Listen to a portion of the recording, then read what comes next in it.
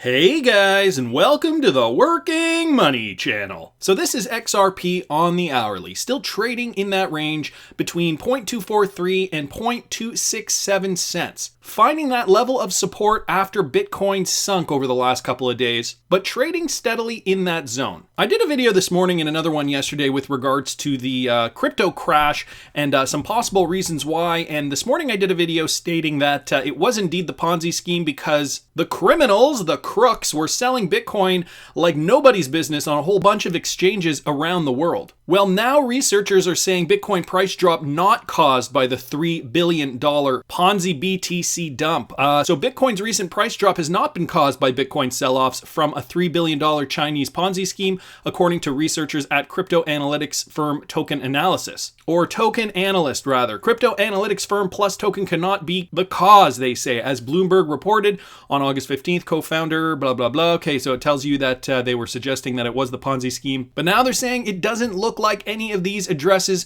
are exchange owned. So that was enlightening. We'll keep an eye on this to see if they move the hundreds of millions into exchanges at some point. So they were looking at the addresses and apparently none of them belong to any exchanges. It says down here, Token Analyst analyzed plus Token's transactions on the Bitcoin blockchain and found that thousands of Bitcoins were sent to online mixing services to obfuscate the origins of the coins. So trying to mix up the coins to make them untraceable-ish. I don't know how easy that is to do. I guess there are services online that will do that for really, really shady people. It's interesting, guys. I'm going to keep following this story because this made sense to me at first. I mean, there are lots of reasons, and I'm sure it's not just one thing, but I'm sure this had something to do with it. Maybe not the entire cause. I will link this in the description, and if you guys have more input, please do mention it in the comments below the video.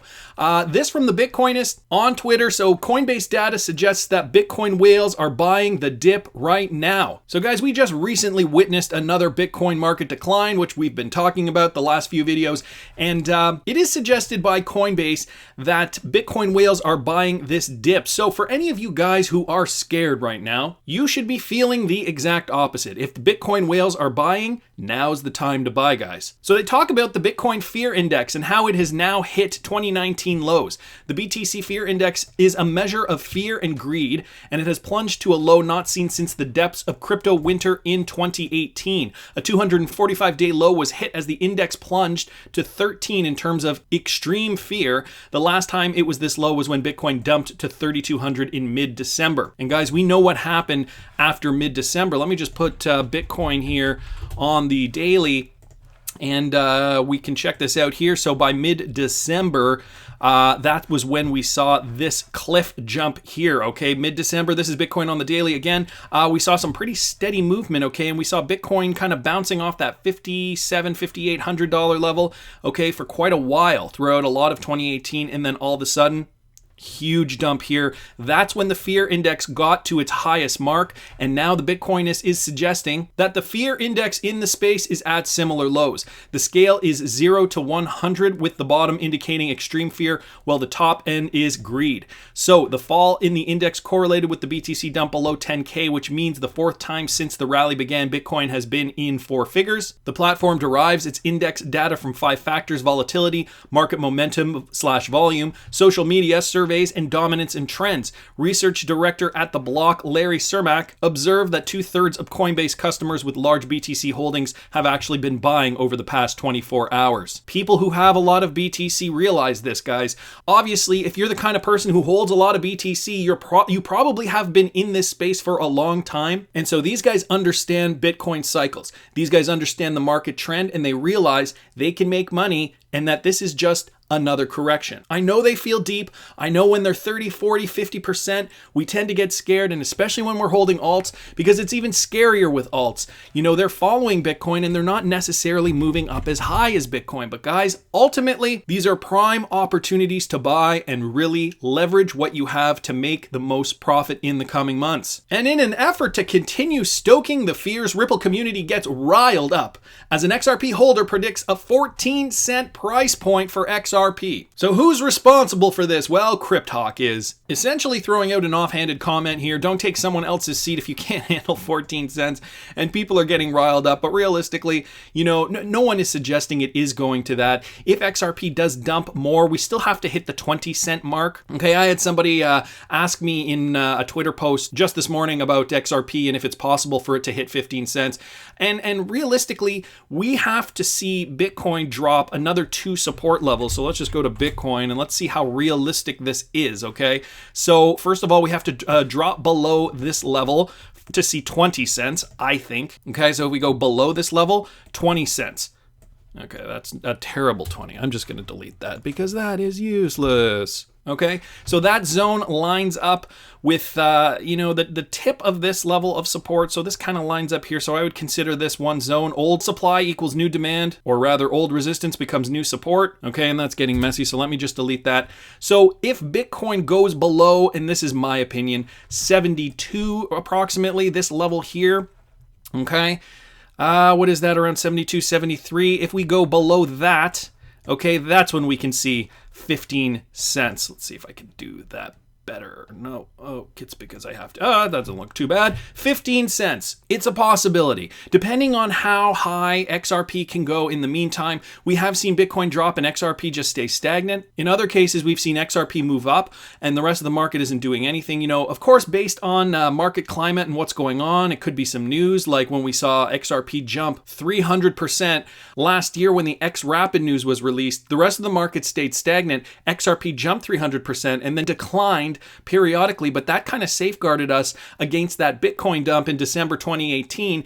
And so the price kind of evened out and then we remained at the lowest point. So a lot of that has to do with just market trends, right? The ebb and flow of the market. But all things considered, if we do see things staying relatively cohesive and we drop all of a sudden below this point, 20 cents, then we drop below this point, 15 cents. So it is possible, but realistically, are we going to really see Bitcoin go back down to this level? A lot of people are suggesting that that is just not in the cards, myself included. And so this in the news as well, and I know a lot of people have been talking about this. Ripple sending 1 billion XRP to web content platform Coil in push to boost adoption. So we know all about Coil. It is an online monetization platform to help content creators, musicians, video makers, all that kind of fun stuff, in order for them to help monetize their content with micropayments. So the platform is designed to offer online publishers more control over their work and allow fans to reward content creators in both crypto and fiat currencies. According to the announcement, the grant will go towards accelerating the adoption of XRP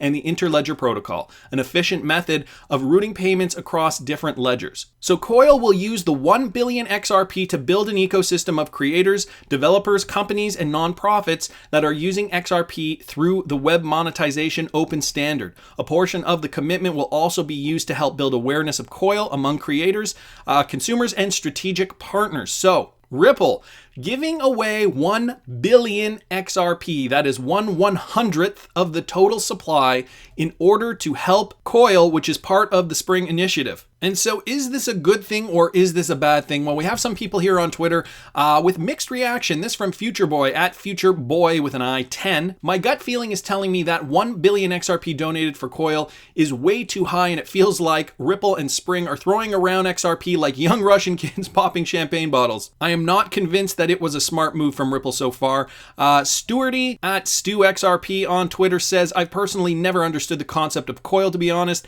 I understand what it is and what they do. Don't get me wrong there. I just have never personally needed or even thought I needed that type of service. To throw any kind of money in it is crazy to me.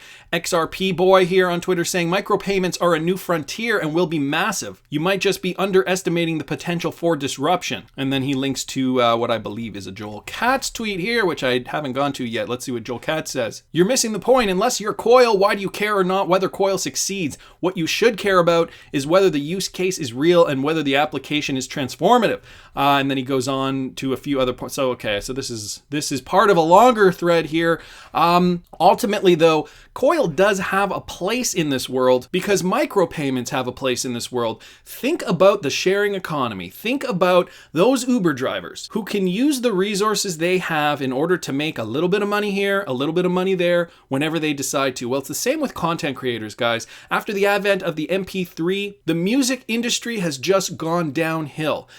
Performers are not making the same kind of money from music sales as they used to. You know, whereas they'd come up with a #1 hit and it would be on a CD, and in the 90s you'd have to buy the CD in order to get the #1 hit, and that's what a lot of people did. They bought the CD for $15 or even for $10. Let's just make the math simple. For $10, and you'd have, 10 or 12 songs on a CD plus the hit. Maybe you'd get into some of their other songs, and it would foster the music industry that way. Well, now you can buy songs individually, and so you pay $1 on iTunes, and now even that has become obsolete. Now you're streaming songs on Spotify for fractions of pennies. The artists are getting fractions of pennies for these services. So whereas before, let's just use the iTunes as the first generation of this, whereas before you would buy a CD, spend $10, get the single, now you're spending $1 on iTunes, and now all of a sudden the artist's revenue has gone down 90%. Now instead of buying the song, you go to Spotify and they're getting fractions of pennies as you stream these songs. And sure, you might stream them over and over again, but realistically,